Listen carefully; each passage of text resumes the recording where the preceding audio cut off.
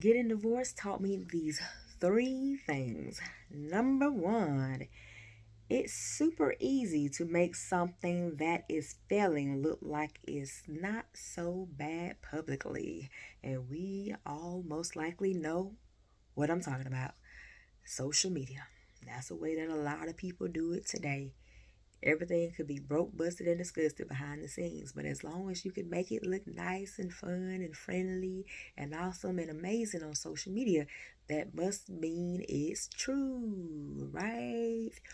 Wrong. I do recall there were times that, as much as I was trying to work hard on my marriage and for it to be better and whatnot, it seemed like as things progressed on my end where it felt like it got better, there was definitely a point midway during my 3 year marriage to my ex-husband that I was working on myself, getting better as a person, and thinking, oh wow, I feel better as a person. And for whatever reason, that was a trigger for him to attack me. Because when I look back at him, I recognized he had not made any changes. And a lot of that was related to his trauma from his childhood, having been mistreated terribly by his own father, and never having gotten any closure, any treatment for that that was happened against him. So while the child is not responsible for what happened to him, the grown up version should seek help, but he never did any of that. So, like I said, after I improved and got so much better, it seemed like he became worse toward me, as if he was on a secret mission to destroy my spirit. My spirit seemed so much more light and happy, but his was the exact opposite. It was in darkness.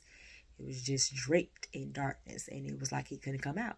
And even though I prayed for him and all the like, and we did things like read the Bible together, nothing worked. But it occurred to me that he really needed to be willing to put in that work and effort himself, which he never did. So in the meantime, I never shared it with anybody, especially publicly, about what I was going through, even though I was felt like I was breaking more and more on the inside. So I just kept it for those positive times that we did have, had those pictures put up on social media, and it looked so great and cute and all, ooh and ah and all that stuff. Knowing deep down inside, I felt tormented, especially in those last few months of my marriage to my ex-husband. And people were honestly shocked when I announced that well, I mean, not necessarily announced it, but maybe there was a small group of friends that I had, and then I told them, yeah, I'm getting divorced. They're like, oh wow, I thought you were a great couple, XYZ. Or maybe someone I've talked to them through the DMs and like, oh wow, you just recently divorced. I said, they noticed my name changed. I used to have a hyphenated, and I took off my ex-husband's name off and the hyphen, removed that. And I just went back to my maiden name, and people noticed that, and they were kind of shocked because I had never publicly gone out and expressed anything relating to the negatives of what was happening within my marriage, right? It was just nothing but positive. Not that it was always everything that you saw was a little positive little thing about my marriage. Of course, I lived my life and did different things related to my career, my business, and stuff like that. But when it pertained to my marriage, pretty much it was positive stuff. So yes, you can make anything that looks amazing. You can make anything look amazing that is truly failing. All right. Number two, if spouses are not willing to die to self and would rather elevate their own individual desires over the well being of their marital union, then it won't work. Amen, amen, amen. So I admit, in my marriage, both my ex-husband and I had issues in this area. I'll say we both were kind of almost equal there when it came to the beginning of our 3 year marriage.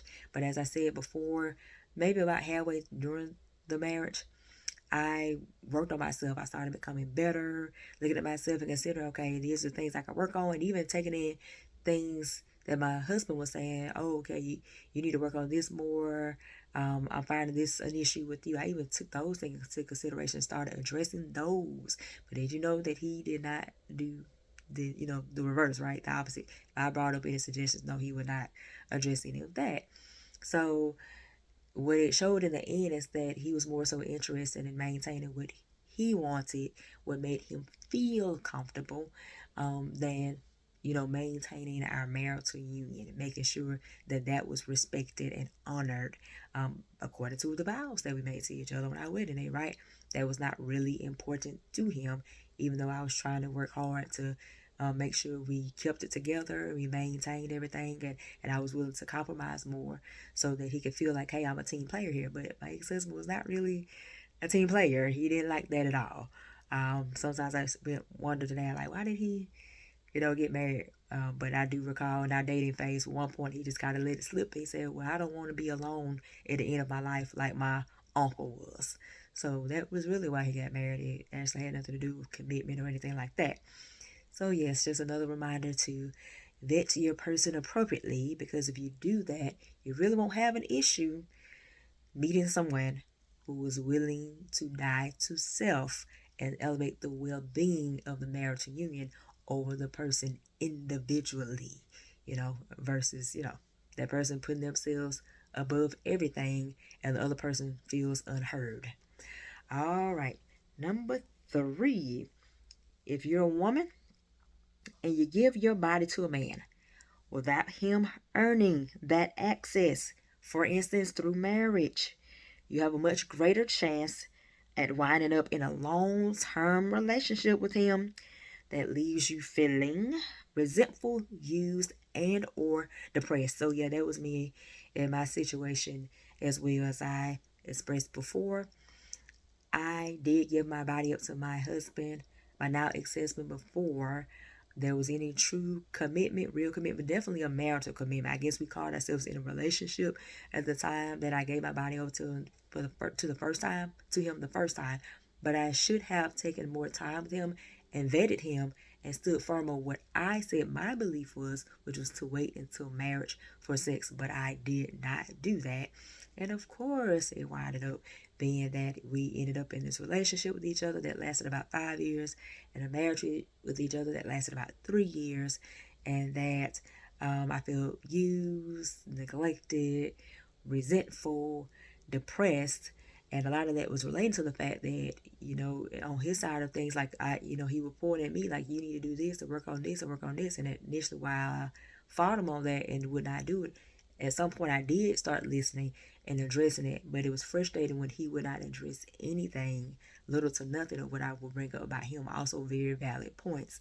But it was just more like a my way or the highway type thing with him, which again left me confused as to why he decided to get married in the first place. So ladies, I'm telling you now, that third point is huge, huge, huge. You're giving up your freedom. You're already basically betting that you're going to give up your freedom if you're going to give your body over to a man, and you're not considering how hormonally you're going to be attached to him, such that you're more likely to be involved in a long-term relationship with him. And it's going to hurt your future. It's going to affect your health, mental health, physical health, spiritual health, emotional health, all of that. So please keep all that in mind. So those are 3 things that getting a divorce taught me, and I hope this has been beneficial to you all. Thank you so much, and I'll see y'all next time. Bye-bye.